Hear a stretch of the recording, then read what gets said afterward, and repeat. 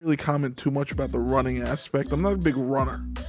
You know, you don't see me just running around the streets of South Florida for my leisure.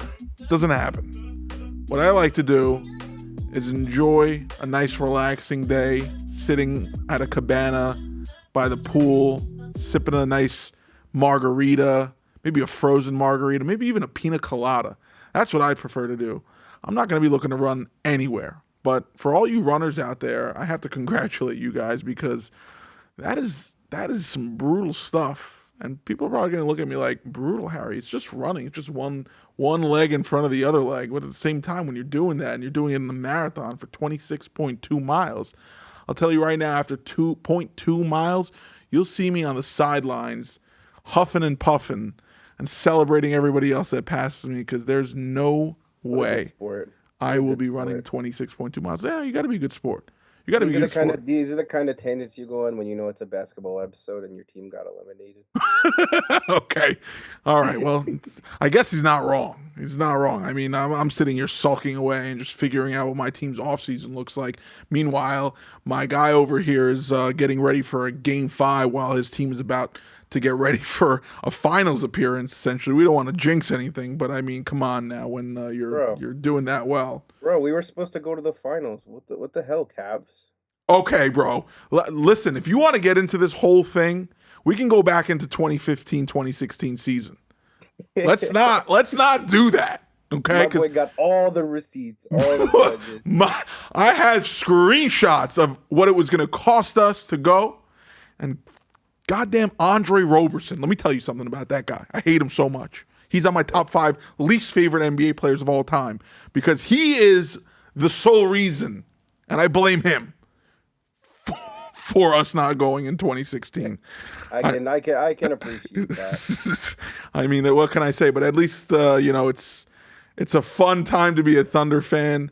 They're playing great basketball. We don't need to get into the nitty gritty of how great they're doing. We've already done that. Talk about the small details. In all seriousness about what you were saying about running, I mean, I probably wouldn't bother with the 0.2 miles. I'd probably just start with my surf side or my drink and just be cheering, maybe offering some people some not necessarily hydrating for running drinks, but just trying to have some fun and bring up the vibes. Maybe I would do that towards the end of the race. Listen, maybe with you on the sidelines over there, I can go from 0.2 miles to 0.3 miles. You could push me that extra 0.1 miles. So, I might need you out there just supporting away. That support, it's second to none, honestly. I don't know what I'd do without. That's why I need you out there. We got to get some donors. We got to bring Harry to the boardwalk and see for a good cause and see how far he could run before his legs give out. I think there's a lot of people who probably would line up to pay to see that. Am I necessarily willing to do that? Depends what that number looks like. I thought you were going to say it depends what the cause is. The cause is important too, but let's get down to business here. I mean, what's the figures here? Are we talking, 4 digits, 5 digits? How much are we talking here to see me run like a half marathon or something like that? Anybody who's listening right now, please comment what you think I should charge for me to run a marathon. Well, or attempt. And when you're commenting on But you don't have to pay. If I don't finish, you don't pay. That's not fair. There has to be a reason for me to get that money. Yeah, I mean, I think we should have it open to everyone. If someone wants to put 50 cents towards it, they can. If someone wants to put $50,000 towards it, they can. And then someone start a GoFundMe. Someone start up a GoFundMe for Harry's next half marathon or marathon, whatever you guys want to do it. And listen, I promise I will try my best. That's all I can say. I will put a full faith effort in that attempt. But we don't know where the results are. I'll be wielding the GoPro. I think there's a better chance I hit a 95-mile-an-hour fastball, if I'm completely honest with you. No, definitely not. Oh, shit. Okay, maybe make contact. Make contact. Bro, what's honestly the fastest you've ever been in the box against? Honestly. I'd say I've seen 85. You hit it. It hit me. All right. It hit me. I got first base. I gave that pitcher that meanest stare down. Like, I don't care if you just hit me 85 miles an hour in my shoulder and I'm aching right now, but I am ready to charge. If you just give me that one look, we'll start this shit up real quick. They didn't want that smoke, so I took my first And that base. wasn't even a dig at you. I mean, there are people in the major leagues that 95 comes right down the middle and they're not ready for it. Like it's not a dig on you. It's just I fully believe like if you have time to train and get yourself running, like you can do running, but some Same for baseball, though, right? If I'm practicing to hit a 95 mile, I know it's a 95 mile an hour fastball, and I just try. And listen, I'm not saying hit, make contact. Make contact. I think I can make contact. More likely than I would be able to finish a marathon or even a half marathon. How many attempts? Give me 10 attempts. 95 mile an hour fastball. How about this? How about this? We find someone who throws 95. However many pitches it takes to make you contact, we add a mile to your run. Johnny. Oh, Johnny. If you're What do you think listening, about that? if you're listening, we can run this back. We could do this whole thing. Remember our, conversations we've had. We could do this whole thing. That. And every pitch it takes you to make contact, including pitches you take to try and gauge the speed, you add a half mile to your run. We're not going to make you run 20 miles. But like, let's say, are we doing this contingent on my hitting is going to affect my? So I'm doing both. Well, I'm saying there will be a floor. Like if you don't hit it if you hit it in the first 6, you don't have to. But then after that, you add a half mile every time. Well, I need to hit it in the first 6, or it seems like I'm going to be doing both. And maybe the baseball sounds fun, but that running doesn't sound very fun. And if the ball hits you, Johnny runs a marathon. If the ball hits me, Johnny runs half a marathon. I'll dive in front of that plate. I don't care. No, it's gotta be like not leaning over. Oh my god! What are you, an MLB umpire? I mean, you could have whoever you want umpire. Like you could tell them like I'm gonna lean and call this. Anyway, I think we're gonna have to see. We're gonna have to see what everyone thinks we should be doing over here. Comment away, Johnny. If you're listening, we might need your services for this. So get ready. Keep that arm warm because 95. That ain't easy. Okay, maybe for you it might be, but it's not easy for the general public. So, what are you thinking? We should kind of get into things over here. Maybe cut the chit chat a little bit. I want to start off basketball by letting you know that on my drive home today, the entire time I was listening to one specific All-American Reject song. Do you have any guess what it might be? One specific All-American Reject song. At the very moment, I can't think of any of their songs, so you're gonna have to enlighten me and everybody else. Ben, I can't play it because it'll get deleted, right? Yeah. Damn. It's the song "It Ends Tonight." Okay. Well, it very well might. I mean, I think for the sake of the Thunder, they really like to just end this, take the next week. I have not been so excited for a game in probably like 13 years when they made it last. Like, it's crazy. Like I haven't really felt it because the Nuggets series kind of made me feel like we worked for something and we overcame something, but the whole season it just felt so easy, and that's no disrespect to the other teams or anything like that. It's just consistently winning by 20, 30 points. I'm sure you felt the same with the Cavs in the regular season. Like it just felt so easy. Like I feel like seeing a game not win by 10 points was almost a surprise. It was. I mean, especially for the Cavs, both the teams were playing so well in the regular season. Thunder continued to play extremely well throughout the postseason as well. And, the Cavs obviously got stopped by the Pacers. But when you look at what the Thunder have done, you have to be really proud as a fan because you see talent, but you also see the hard work. And it's translating into phenomenal basketball because there's been, and I've been watching this series because I'm, rooting for your Thunder for you. But I'm also a big fan of Anthony Edwards' game, and I love to see, him in big time action, which obviously Western Conference Finals is. But what I'm seeing is some of the best basketball now than I've seen even in the regular season for the Thunder. They're playing better now than they were. And yes, they've had that one-off games in each round, honestly, even against the Grizzlies. It was game 3. Somehow game 3 is like their kryptonite for some reason. I honestly, when they make it to the finals, I will bet against them for game 3. I'm sorry. I will have to, because that's like the game, one game where I'm like, I could probably make a few bucks just because that's the game that just somehow haunts them. It is what it is. If you win the series in 5 games, no problem, right? I mean, at the end of the day, for that to be true, I feel like they got to win the first 2 games because it seems like the energy in the building of the first home game of the series, they kind of get the other team kind of punches them in the mouth, but Which, then they respond. unfortunately, or fortunately for you, but unfortunately for the common NBA fan, I think the Thunder are going to win the first 2 games, regardless of who they play. Now, I think they're going to have a much tougher time against the Indiana Pacers than they would against the Knicks, but that's not saying too much. I think the Pacers, and we can go back. I believe this team was going to cause some serious noise, and Yeah, the Cavs were the team that they got through. Listen, they got through them. They're most likely going to get through the Knicks, who got through the Celtics. That says a lot. They yeah, also beat the Milwaukee Bucks. They beat, former MVP, Finals MVP, Giannis in the playoffs. That's not an easy thing to do. Even if it was in the first round, yeah, even if the Bucks are trending down, that's still a competitive team with a great player on there. And they got through them. They yeah. got through the best team in the East, and they're handling the Knicks way too easily. I mean, this could have been a sweep if the Knicks didn't come back in Game 3 and win that game and make things a little bit more interesting. But obviously, What do you what do you think happens if that ball, the Tyrese ball, doesn't bounce in? You think they still the Tyrese ball doesn't handle bounce them? in. I mean, they lose that game. No, I mean, like, do you think that they be able to still be like banging on them 100%. like this? Yeah, 100%, because I don't it's think very possible. that loss would have just fueled the Pacers to play even better. I think this team plays Yeah, really good basketball. They're led by one of the best head coaches in the NBA. Rick shout out Jim Carrey. Carlisle is, what was that? I said shout out Jim Carrey. Shout out Jim Carrey. I see the comparison there. But you have to give kudos to Tyrese.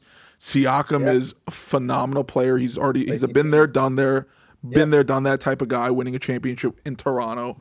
And a lot of these role players are playing their best basketball. Nemhard, Naismith, Benedict Mathurin. You can name all these guys that are just playing better. Yeah. Even Miles Turner, 13 years into his career, all with the Pacers, is playing his best basketball.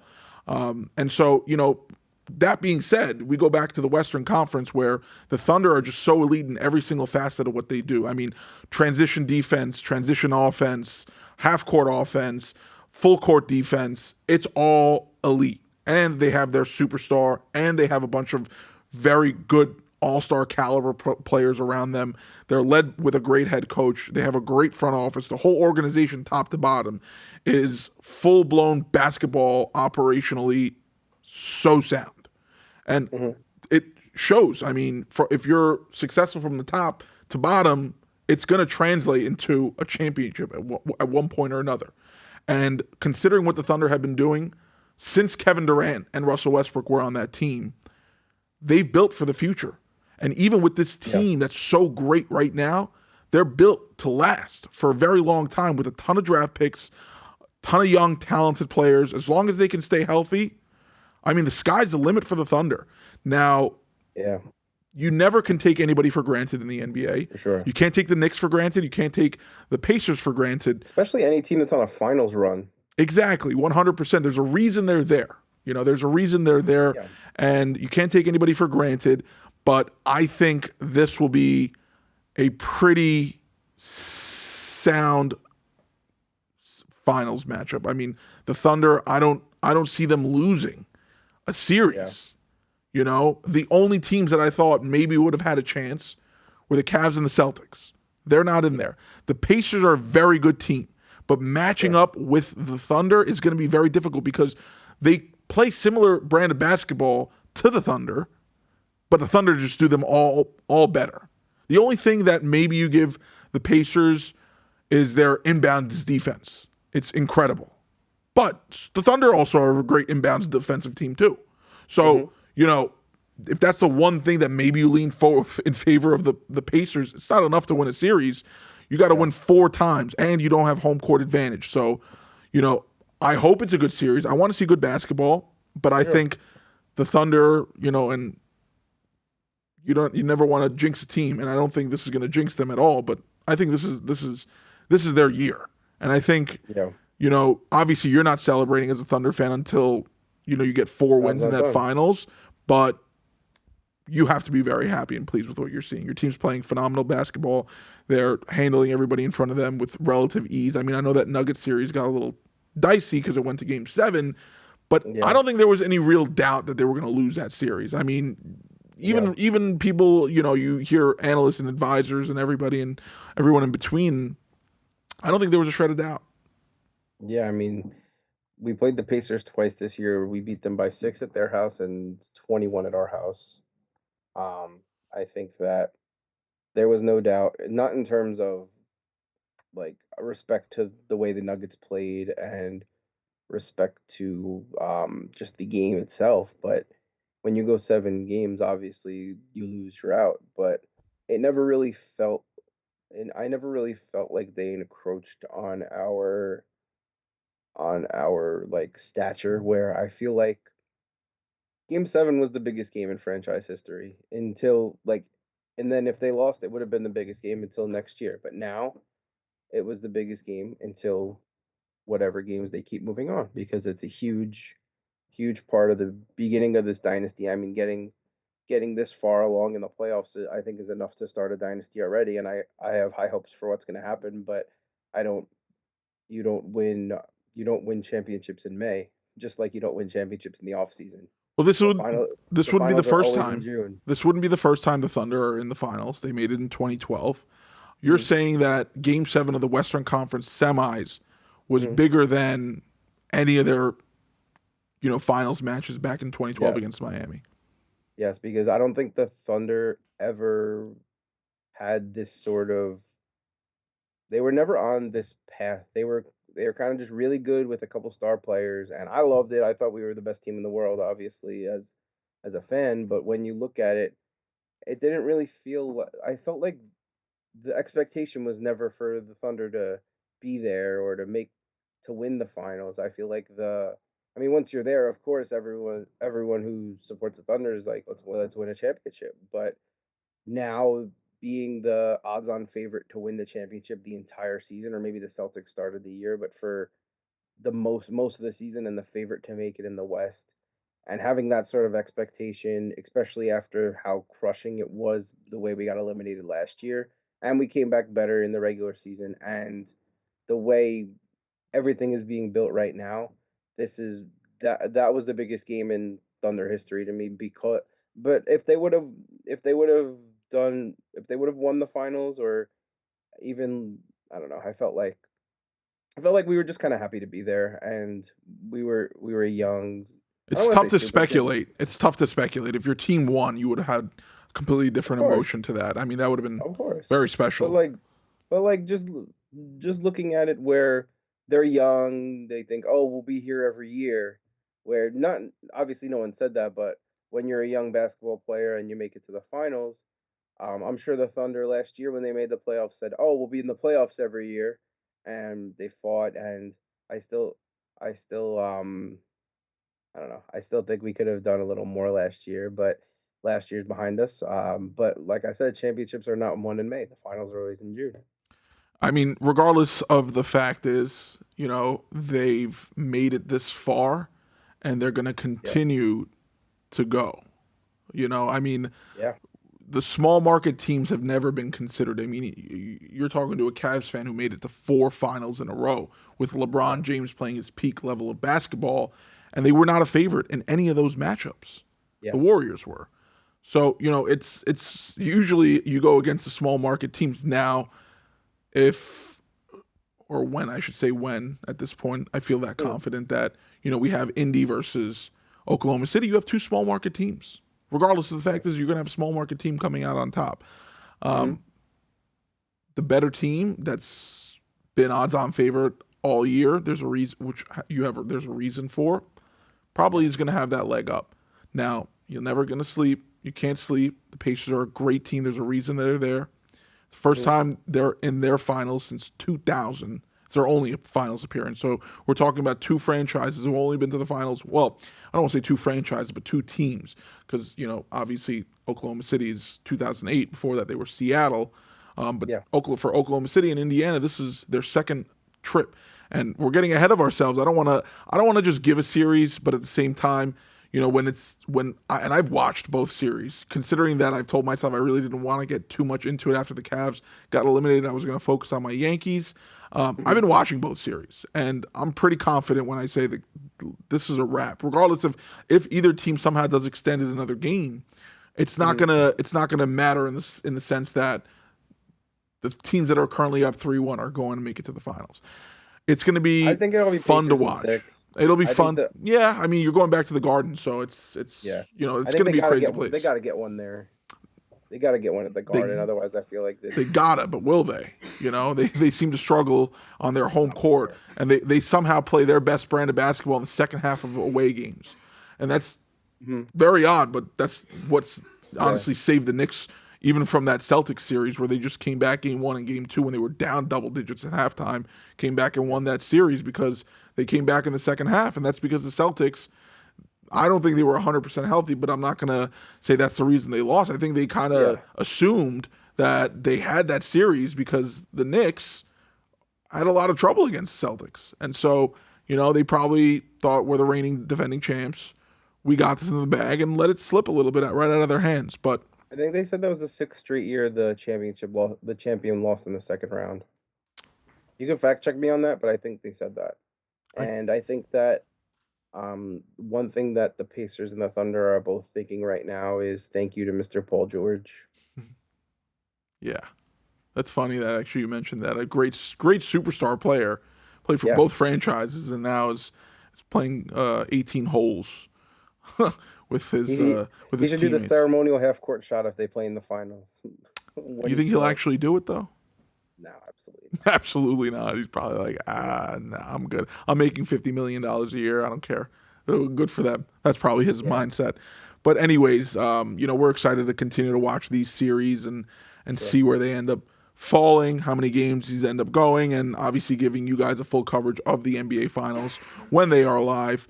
We'll shift from basketball. We'll get into hockey because hockey is in a very similar situation as Yeah, the NBA is. Two Eastern Conference, Western Conference matchups. Both sides are up 3-1 as well. yeah. I'll let you kind of dictate a little bit of what we should expect to see, but I think I'm pretty convinced myself on who we'll see in the Stanley Cup Finals this season. What are you thinking? Yeah, I mean, I feel like it's very hard to pick against the both 3 seeds, the Panthers and the Oilers. I think that, I really like the Stars going into the series. I felt like they were gonna be a challenge dynamically and a challenge for the Oilers, but it seems like something clicked defensively for the Oilers where they're not just running and gunning, and their goalie had been all playoffs either like a 5.85 goals per game or a shutout and nothing in between. Now it seems like he's gained a little more confidence and they're playing really good defense and Connor McDavid is the most impactful player on offense and on defense and I think that series will be the same sort of thing where I think the Stars will get one at home here but it'll be Oilers in 6. But even then like it very well could be Oilers in 5 cuz to be up 3-1 you have to have won a road game at least. And I think for the Panthers Hurricanes, the Hurricanes snapped a 15-game losing streak in the conference finals with a win over the Panthers, and I think that um, a home game here, I think that the Panthers are totally just going to lock them up tonight. I think that one also ends tonight. Well, South Florida, I can tell you right now, is very excited. I mean, it would be nice to see the Panthers in back-to-back cups, potentially winning back-to-back cups. But on the other side, you have a really good Edmonton Oilers team that's led by a really good player. And you just mentioned him, Connor McDavid. So it'll be interesting. Obviously, you'll have the battle of the countries, Edmonton and Canada, and you got Florida down here in the U.S. And it'll be Yeah, interesting to see who comes out on top. But I wanted to ask you, amongst both rosters, Panthers, Oilers, who is the best player on the ice? Connor McDavid. It's not a question. Connor McDavid in the finals last year won the MVP, even though his team lost because he was so good. It's just the Panthers were just an onslaught, and you could see a very similar thing where they kind of were like, "All right, like we know how to get to them, and when it comes down to it, McDavid's gonna get his, and we just got to stop the rest of them." And I think it's gonna be if they rematch again, it's gonna be a very different type of vibe where I think that the Oilers are gonna be really committed to playing strong defense, and I think that But to answer your question, I think McDavid is the best player remaining in the playoffs as a whole. So if you had to compare both teams, and you look at Hmm. guys like on the Panthers, Alexander Barkov, you have Hmm. Sam Reinhart, who are elite level players, but they're not on the same caliber of Connor McDavid. I think that's pretty well Yeah. known. Um, where would you compare those two guys in relation to someone like Leon Draisaitl, though, who is also an incredible player on Edmonton? We're taking Connor McDavid out of the equation. He's number Yeah. one. But if you had to take those three, and I think it's pretty safe to say without considering the goalies, those are the Yeah. three next best players on the ice. Yeah. 2, 3, and 4. What order are you going? So I think that what's his name? Reinhardt and Draisaitl are very even skill level, but Reinhardt doesn't have a McDavid to set him up. So Draisaitl's numbers might look a little prettier. Also, Reinhardt's struggling a little bit these playoffs, but I have a feeling that in the rematch he'll get back to it. I'd put Reinhardt two, but Draisaitl would be a close three, and then Barkov's incredible two-way player, but he's not on the same level as those three. He's an incredible two-way player, very important to being a great team, but he's not on the level of those three. So considering how well of a defensive team Edmonton is, Florida, top to bottom, has an incredible roster. I think Mhm. that's what's ultimately going to end up overpowering Edmonton in a rematch of the Cup Finals and securing Florida to be back-to-back Cup champions. When you look at this roster, it's impressive. What they've been able to Yeah. put together here They remind in me of the South Thunder, to Florida. be honest. I Besides like not having like the true MVP, Right. That's they what I was remind me just of the going to say. Thunder a lot. That's what I was just going to say. I mean, the fact is, SGA is an MVP and he's one of the best in the NBA.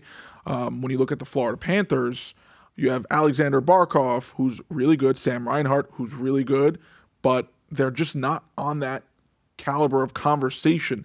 I mean, maybe you look at their goalie and say Sergei Bobrovsky, but who's putting a goalie into that Yeah. conversation? Yeah, it's just a different ballgame. And there's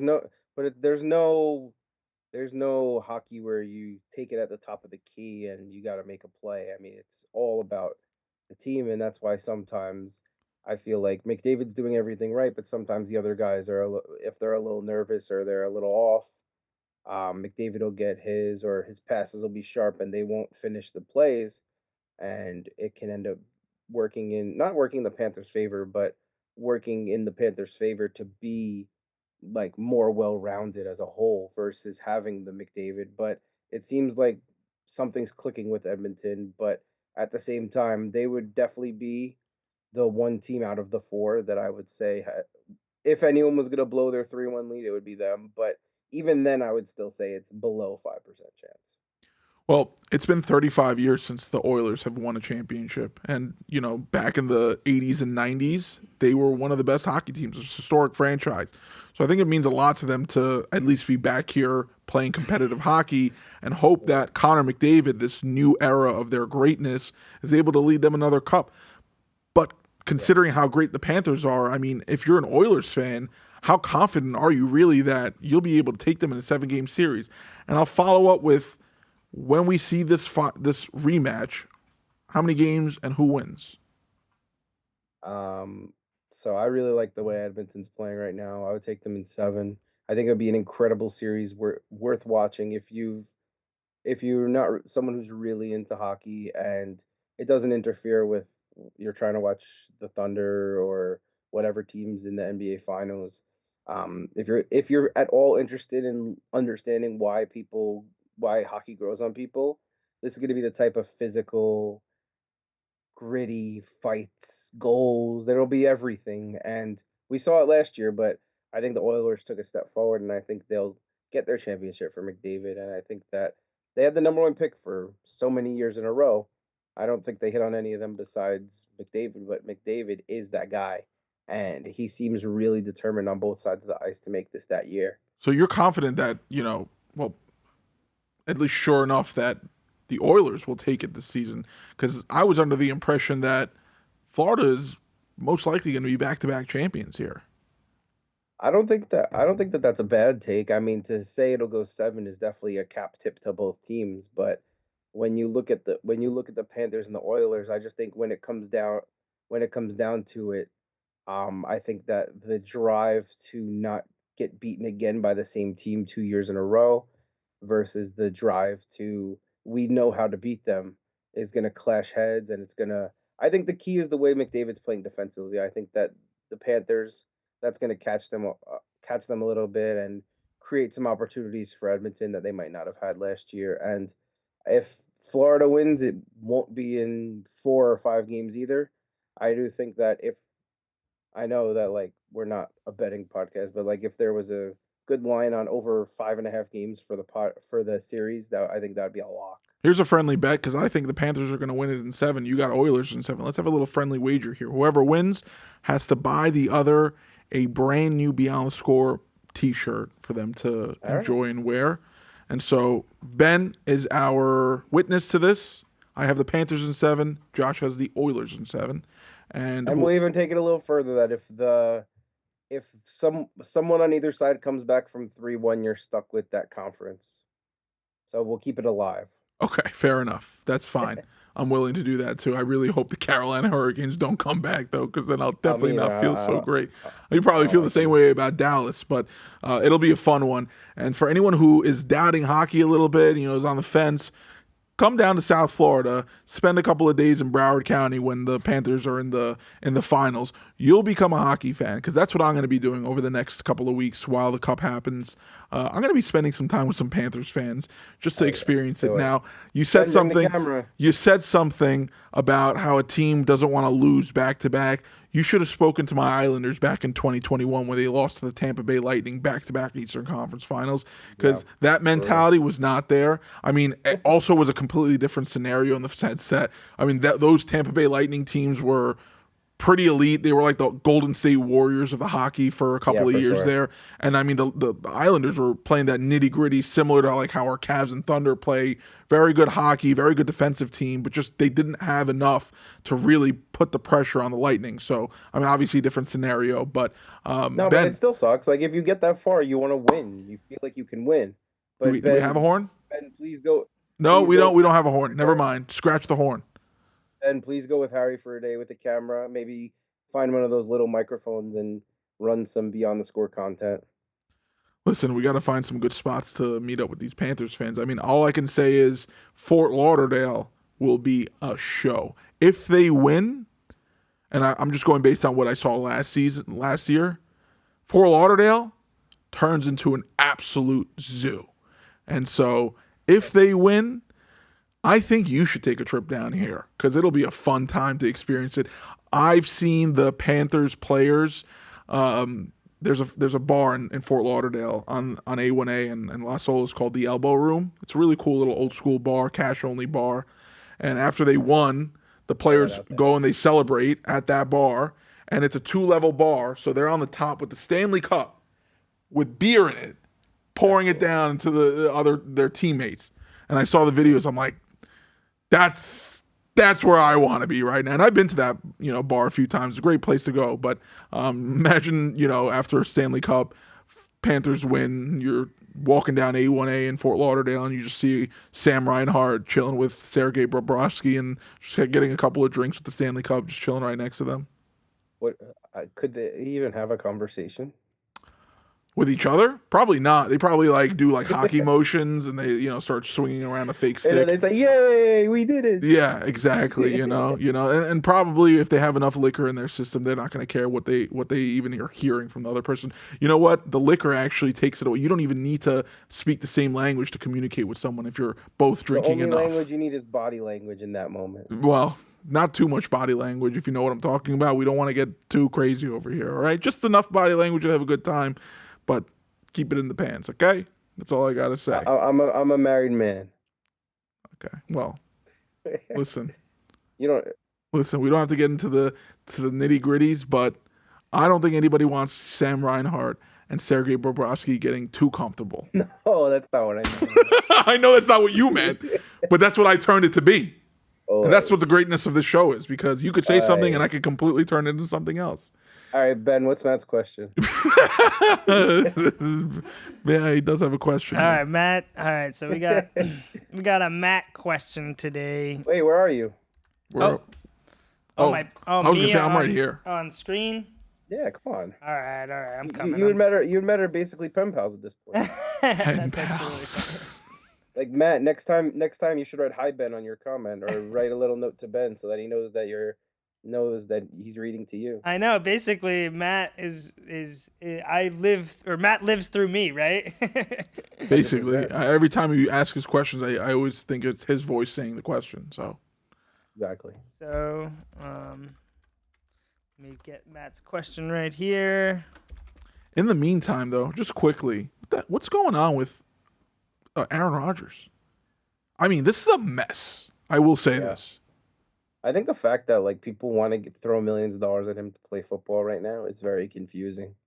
Well, I want to kind of get into that real quick. Old. I want to get into that real quick after our question, but it's something to think about. Like this is something that's not so great. Ben, you ready with that question? Yep, I'm ready. So the question we got from Matt is, I'd love to know your thoughts on Soto's current struggles with the Mets. The media is truly digging into him, saying he misses the Yankees, but I feel that's blown out of proportion. Also, Harry, you're crazy. The NFL has the worst officials. Ooh, you got someone calling you crazy. Well, got it. I am crazy, but I do have to disagree with that comment regarding the officiating. As much as the NFL also has some terrible refs, I think listen, MLB umpires suck too. They're so Man, imperfect. you won't have a tough time getting me to disagree with that because of the moment. I don't mean to cut you off. You're a Saints fan. We all know how you feel about these NFL referees. I get it. I was watching the game with Carrie, who couldn't care less about football, and I saw it, and I was like all upset. And then my mom, I saw my mom, and she's like, "Oh, I'm so sorry that happened." And Carrie's like, "What is going on? Like, why are you so upset? It's just a game." Well, Carrie's also a big baseball fan. I think she'd have a little bit more emotion if it's something that happened towards the Yankees where she didn't like. She'd be like, "What?" And he would be screaming at the TV, 100%, probably before me, honestly, because I process it. She's like you, where like she would pop up and be like, "Oh, like no, like." I think these other non-New York teams for her, she's like, whatever. But the Yankees are the Yankees, at the end of the day. That's like a different level of love for a team, what we have for the Yankees. But let's go back into Matt's question regarding Soto. I know, Josh, you don't really love talking about Soto. It's kind of like I'm just saying in the sense that, we want to just be moved on at this point. But somehow Yankee fans and Mets fans, it seems like for the next 15 years are going to be intertwined regarding Juan Soto, who only played 1 year for the Yankees, right? And he played in front of Aaron Judge. And so, if you look at what he did in San Diego, he had a great year in San Diego, but it wasn't what he did with the Yankees in 2024. And that's because in San Diego, as much as you have Fernando Tatis and Manny Machado and a bunch of other good players, they're not Aaron Judge. And Aaron Judge is a very big reason why Soto was what Soto was last season. And I'm not taking anything away from the guy that won an MVP and a World Series in Washington earlier in his career. Mm-hmm. But you paid somebody $765 million. And the team that I root for also offered $760 million. So, they were not very far off. And overall, it was right there. But Soto is a superstar regardless of the fact of what his numbers look like right now. And I actually looked up his numbers again last night, and I was shocked to see how low they were. I mean, the batting average, the OPS, everything is down. Yeah. He is going through something personally in the sense that this is a very big change. And I don't think people understand the complexities of what happened this offseason when he left the Bronx and went to Queens. Yeah. And it's a lot, right? Because you were a star child of, New York baseball. And then you left to go to another New York baseball. It's not like you just left to go to another team. You went to the other team in New York who is, quote unquote, the little brothers of the Yankees, right? The Mets. It's a lot of completely different things happening within a very close proximity of where you were, right? I think there needs to be an adjustment period. He's there for 15 years. I think realistically, even if he has a year that he's having right now where it's, lower batting average, lower OPS, he's going to find a way to get better. And I promise you, I don't want to have those conversations when he starts Yeah. clicking. Because then it's Yeah. going to be, oh, Yankee fans, how much you missing that over there? Yeah. And I'm not saying he's going to be ever as good as he was with the Yankees in No, 2024. he never was.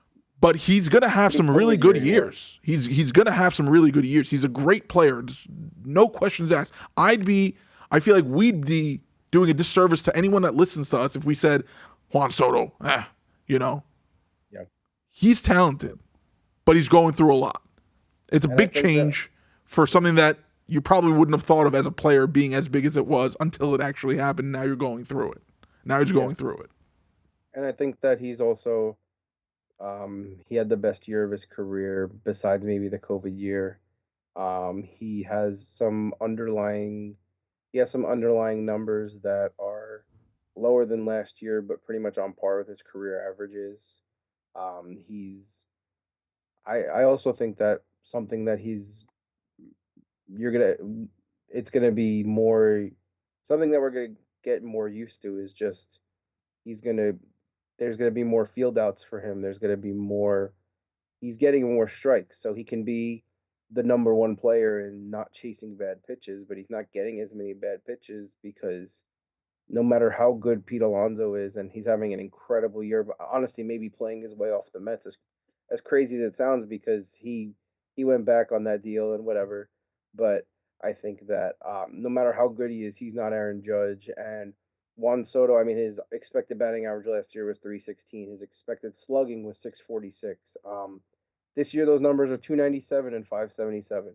And I'm not going to be the guy that gives the receipts that when Soto turns it around, that um, it's going to be stuck in my face that he wasn't always good because he is. He's a great player and he's a great talent. He's 26 years old and he's I think just the I think you were talking about this a couple weeks ago that the reality of how long 15 years is settling in. He's always had the drive for this big contract, and he turned down $400 million when he was in Washington. He knew with him money is respect, and he got the most money because he felt like that was what respect respect is for a player, and that's fine. He earned that. He has every right to do that. But his numbers will never be what they were last year, and that doesn't mean he won't have incredible years.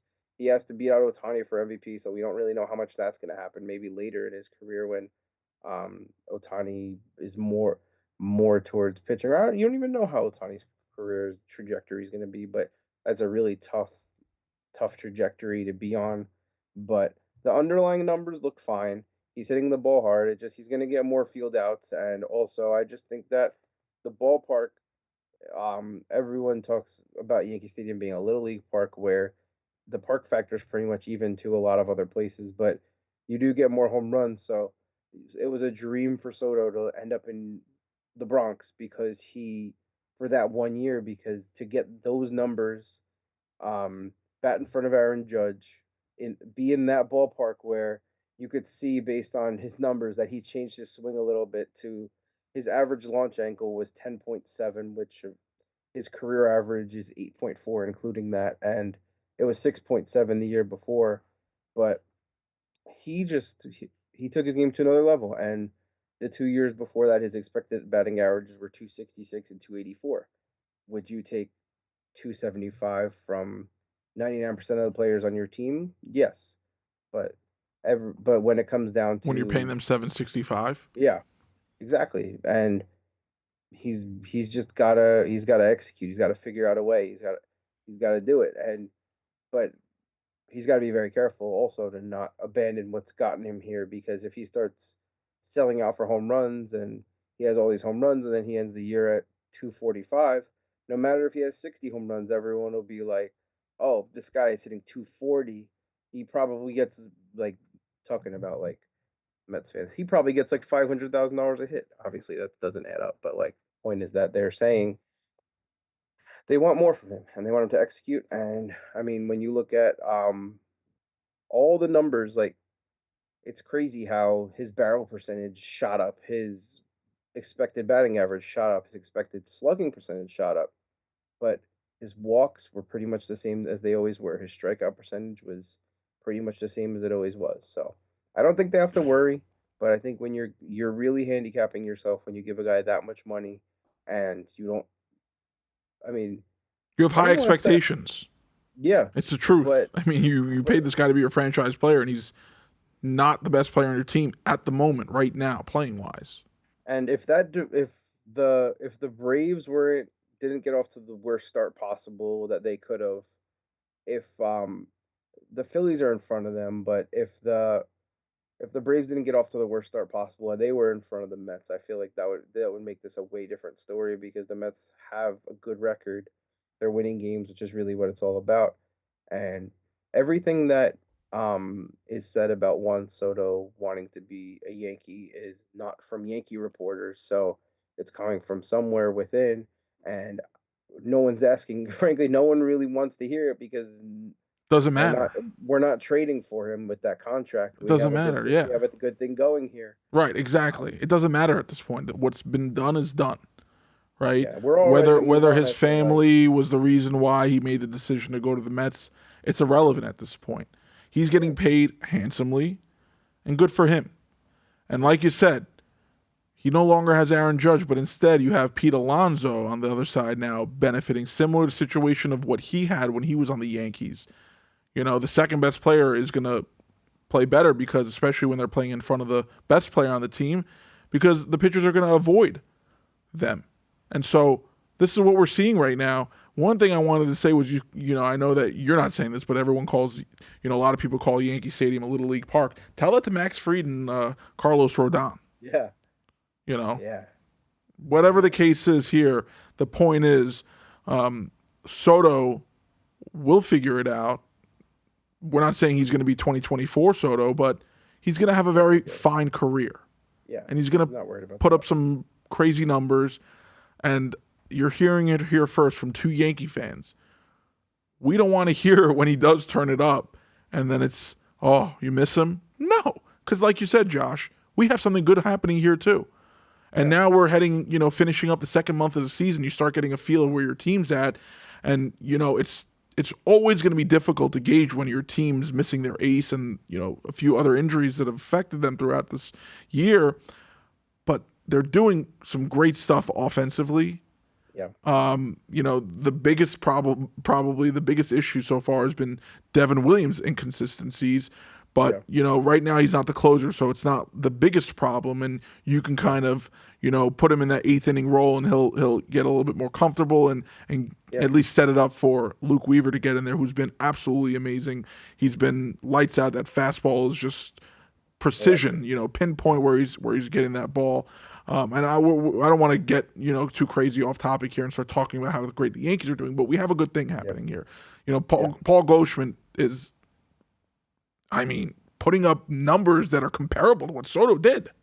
yeah, Right? His OPS is 890, batting yeah, 340, playing and he's a better defender. So at $12.5 million, you feel like you hit a home run with this guy. No pun yeah, intended. He should have hit one yesterday that was about 2.5 feet away from being one, but he's yeah. putting up great numbers and the team's starting to come into their own. So Yankee fans, just we're excited about what's happening with us. We don't want to hear all this noise about the Mets, the Dodgers, their payrolls, their rosters, and this and that. We're doing our own thing. We're worried about the American League right now. We're worried about that NL team when we get Hmm. to the World Series in Sure. 2025. So it's exciting time to be a Yankee fan. We love what we're seeing here, and you know good luck, Soto. That's all I can say. I'm not wishing you anything bad. There's no Yeah, reason to. you were Uh, always honest the whole time. and It's I not had a like lot of you. fun watching you as a Yankee fan. Here's the truth. He brought a lot of joy. That was some fun times. And I think I can say this pretty confidently. I don't think we'll see that joy out of him that he Yeah, had that one season with the Yankees, making it to the World Series. Maybe I'm wrong, but I don't know if he's going to have that same joy with the Mets. I'm We'll just see. I'm just curious I'm just curious what happens if Pete plays his way off and gets a bigger contract than they ever wanted to give him, because if if they overpay Pete, then their pitching's not going to do this all year, and if they do it for 1 year, they're not going to do it for years with these guys. Well, if Pete consistently has a good 2025 season, Steve Cohen will definitely open up the checkbook for him and lock him into a longer term deal. But we'll have to see what happens. The Mets definitely need to address their rotation. I mean, can you rely on David Peterson and Griffin Canning to last you throughout the whole entire regular season? I'm not sure, but you also have Minaya and Frankie Montas who haven't been pitching this season. Are they going to be game changers?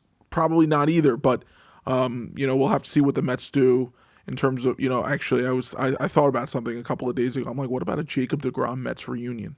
That'd be cool. I mean, I feel like they would all just be waiting for him to get hurt, which is fair because that's kind of what their that's what they've dealt with, and that's what Texas has dealt with the last couple of years too.